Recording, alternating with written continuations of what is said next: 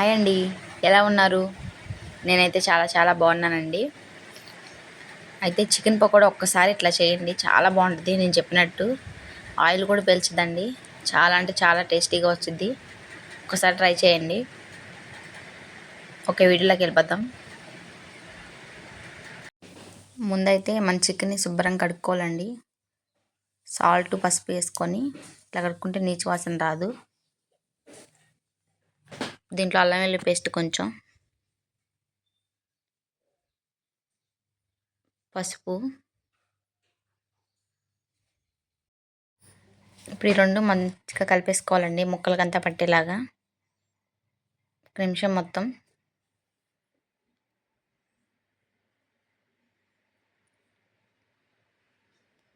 ఇప్పుడు దీంట్లోకి కారం,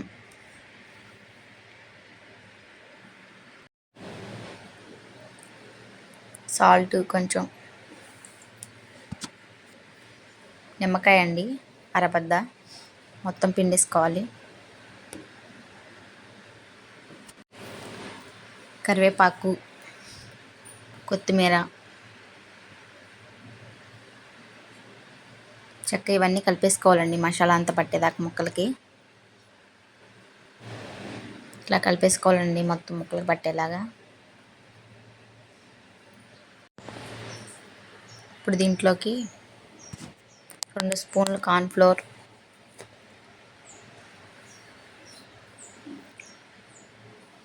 2 స్పూన్ల శనగపిండి వేసుకొని ఇవన్నీ చెక్క మంచిగా కలిపేసుకోవాలండి, పిండి కూడా పట్టేటట్టు. వాటర్ వేయద్దు ఇప్పుడే. మొత్తం ఇట్లా కలిపేసుకోవాలి మంచిగా అన్నీ పట్టేటట్టు ముక్కలకి. ఇప్పుడు చికెన్ మసాలా కొంచెం గరం మసాలా, కొంచెం లైట్గా వాటర్, 3 వేసుకొని కలిపేయాలి మొత్తం.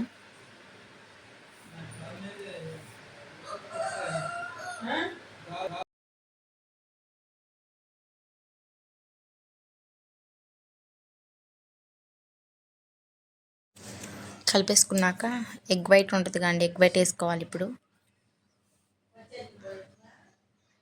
చెక్క ముక్కలు పట్టేలా కలపండి మొత్తం. ఇట్లా కలిపేసుకున్నాక ఒక గంట 2 గంటల పాటు ఫ్రిడ్జ్లో పెట్టండి, డ్రీప్ ఫ్రిడ్జ్లో. చెక్క నాంతే ముక్కలు మసాలా అంతా పట్టిద్ది. ఆయిల్ పెట్టుకుందామండి డీప్ ఫ్రైకి. ఆయిల్ మంచిగా కాగిపోయిందండి. ఆయిల్ వేడైనాక గ్యాస్ సిమ్లోనే పెట్టాలండి. సిమ్లో పెట్టి చికెన్ ముక్కలు వేసుకున్నాం. ఆయిల్లో పెడితే చికెన్ వేగదండి, లోపల పచ్చిగా ఉంటుంది. అందుకని సిమ్లోనే పెట్టి వేయించుకున్నాం. లోపల ముక్క కూడా వేగిద్ది మంచిగా. అప్పుడు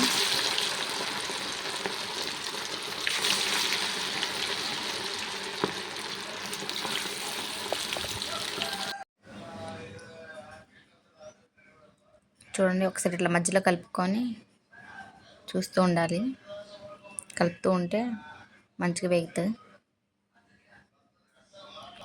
ప్రతి వేగిపోయినాయండి ఎర్రగా. చేద్దాం, ఇట్లా ఎర్రగా వేయించుకోవాలి. ఇప్పుడు కరకరలాడితే పక్క తీసేసుకుందాం.